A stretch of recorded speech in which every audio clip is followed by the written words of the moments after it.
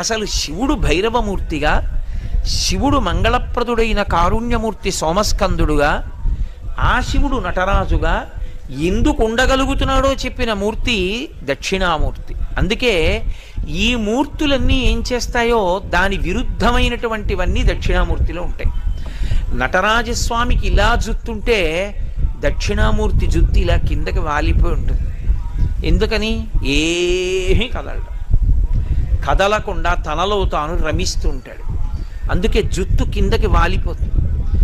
పరమశాంతమూర్తి, ఎంత ప్రశాంతంగానో ఉంటాడు. అందుకే అంతటి భైరవుడు ఆయన యందు శాంతమూర్తిగా అణిగిపోతాడు.